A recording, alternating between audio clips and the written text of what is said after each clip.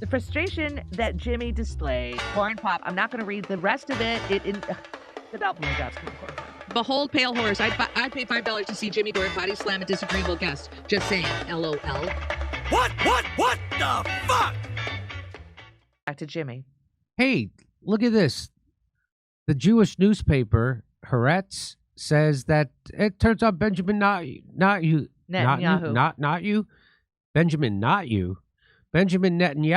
is the one who's blocking a hostage deal. Huh. Who'd have thought? Wow. You know, that anti-Semitic Nazi Palestinian terrorist propaganda rag, Haaretz.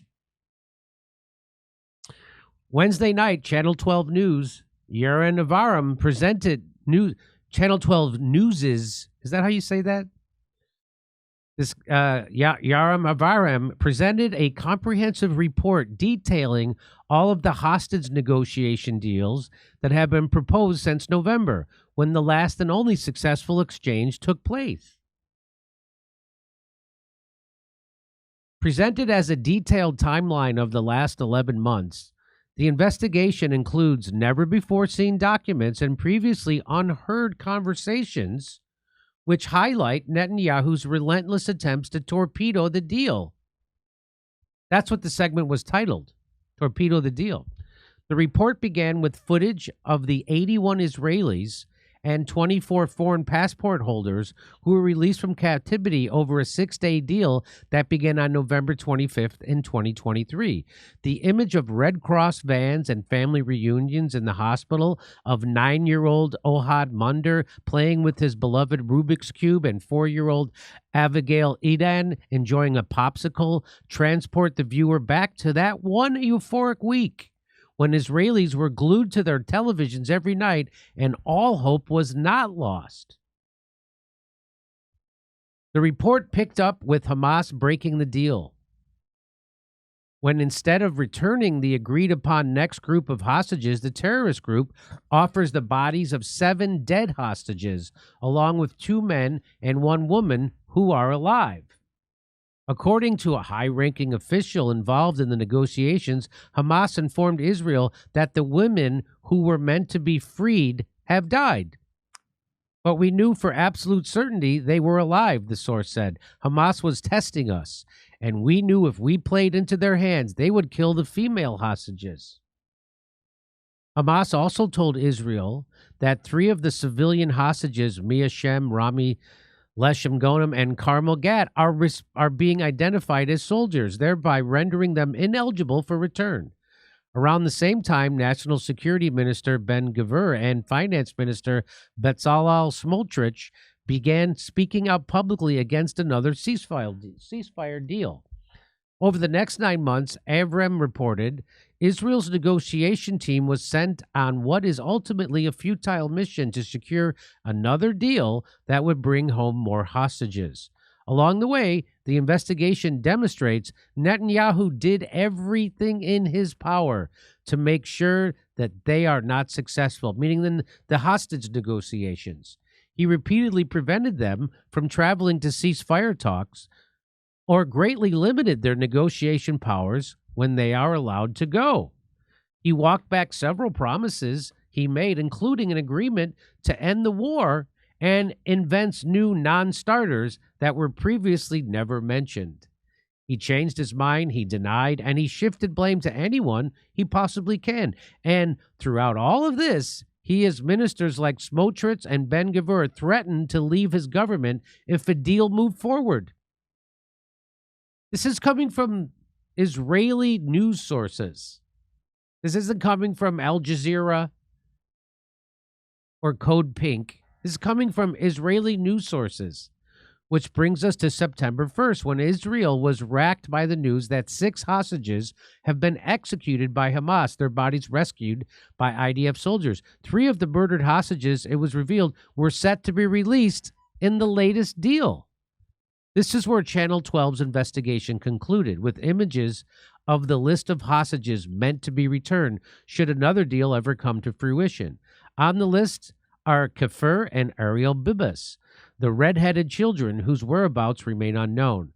the 5 female spotters seen in the kidnapping video, as well as the names of dozens of other hostages whose friends and families are hoping that Netanyahu and his coalition will put aside their political agendas and free their loved ones from captivity. Kenneth Ross says, new evidence reveals Netanyahu's relentless efforts to block a hostage deal. He needs an endless war to hold his far-right coalition together, to stay in power, and to avoid his pending corruption charges. What deal? What deal? You can learn how unserious Netanyahu is regarding the hostage deal negotiations from this recording that was aired on Channel 12 News 2 days ago, from a meeting between Netanyahu and freed hostages whose family members are still in captivity in Gaza. You want to hear it? Here it is.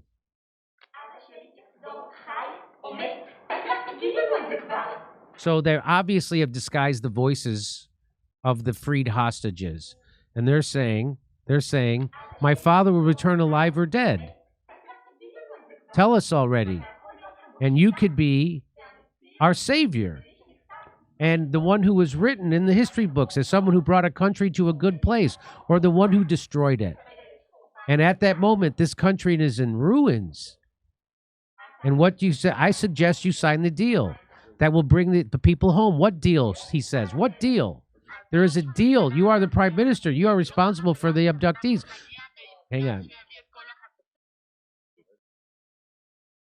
You should reach a deal that will bring back all the abductees. What deal is there on the agenda? That's what Netanyahu says. Maybe you should tell us. They say, tell us, what is the deal?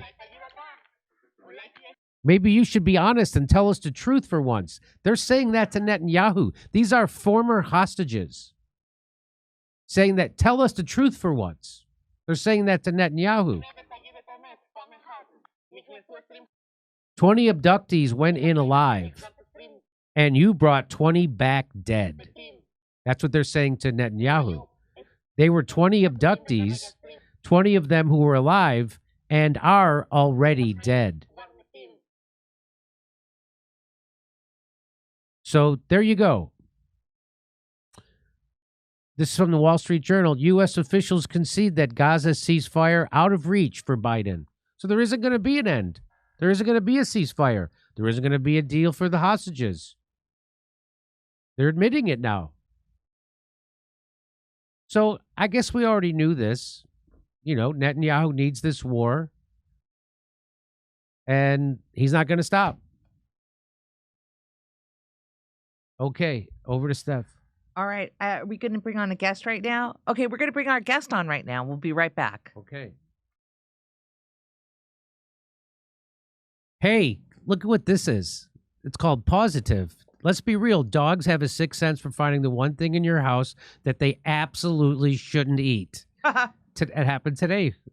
Like your hidden chocolate or whatever treasure they dug up in the backyard. That's why they put together the Positive Emergency Kit. Because let's face it, these what did you just eat moments happen more than we'd like. Happened today to me. From unexpected allergy flare-ups, surprise bowel movements, or even classic what did you just eat off the floor mystery, this kit has got you covered. It's your first line of defense for keeping your dog safe and sound, no matter how curious they get. And yes, Rumble is the company behind it, so you know it's top quality. Visit Positive.com, pick up your emergency kit today for your small or large pet, and save 15% with the code Jimmy. That's Positive.com. Get your emergency kit for when your dog eats stuff they're not supposed to. Ready, set, go. Blackmail suspects.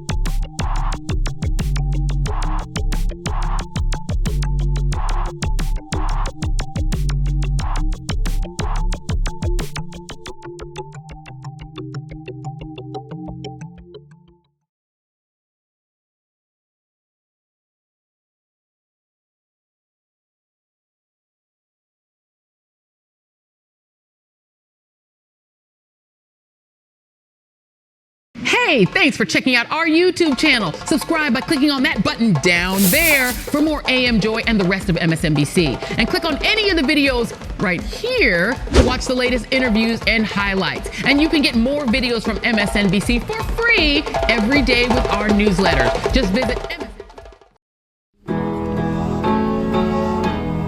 Isn't it swell? The memes make themselves. They found a rabbi hole, tunnels and all. There's Jews in the walls. Isn't it bliss? The rabbinical grace soiling the mattresses. Well, let me tell you.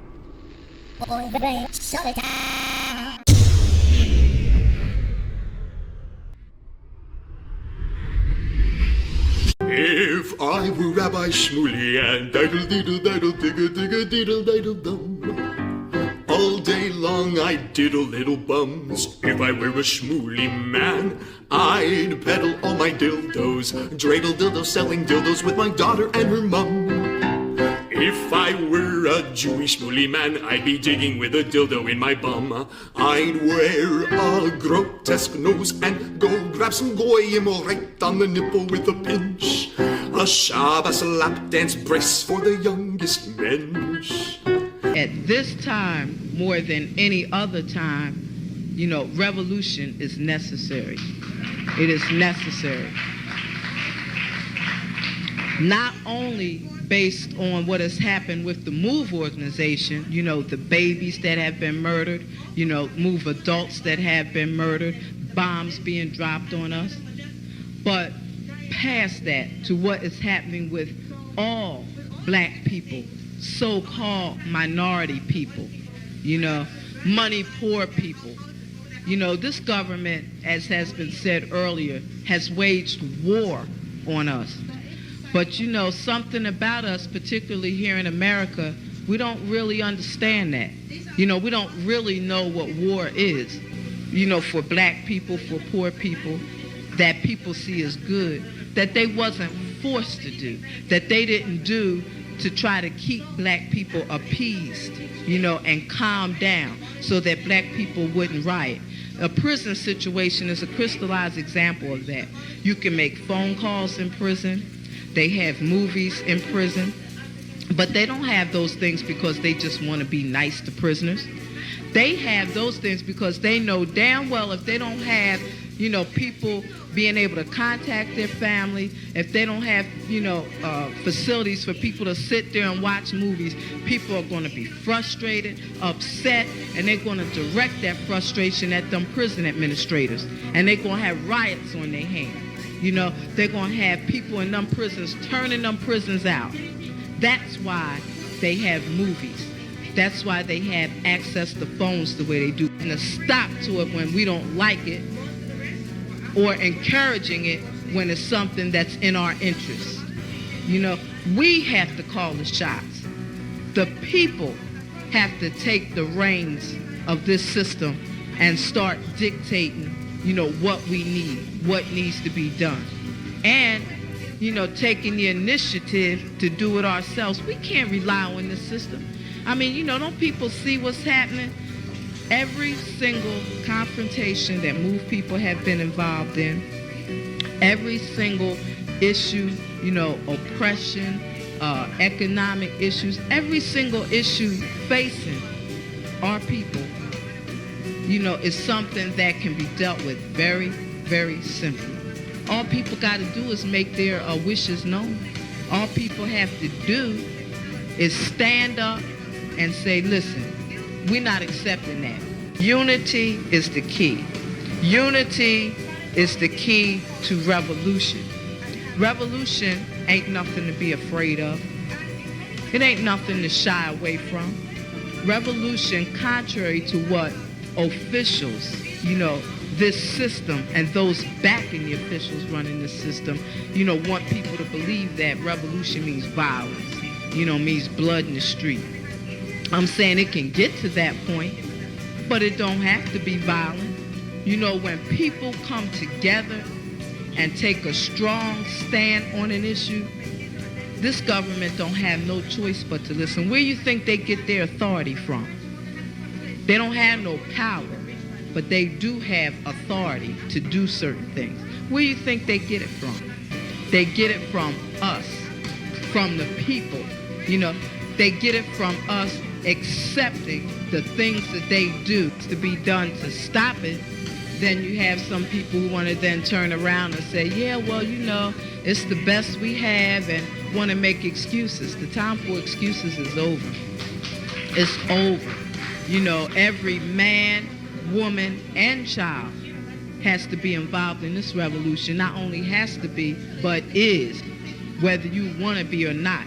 I mean, our babies gave their lives for this revolution on May 13th. You know, men, women, and children were murdered. And not just babies, you know. What about all of the young men, women, you know, children 8, 9 years old shot down on the street by cops, you know, by drug pushers? I mean, you know, where do you think that mentality comes from? It comes from this system, from the mentality of this system of getting over, you know, making a quick buck, you know. I'm saying that's where that needs to be done to stop it. Then, you know, what I want people to really, really understand is that it's past time. It is past time for poor people, black people, you know, to realize that this system has failed you. It has failed you. You can't get nothing from it. And what people got to do is withdraw our support from it and start doing for ourselves. That's what we got to do. You know, how long are people going to sit back and beg, you know, this government to do what's right when for hundreds of years all you've gotten is a slap in the face? All you've gotten is this government kicking your ass. That's all. That's all black people have ever gotten from this government.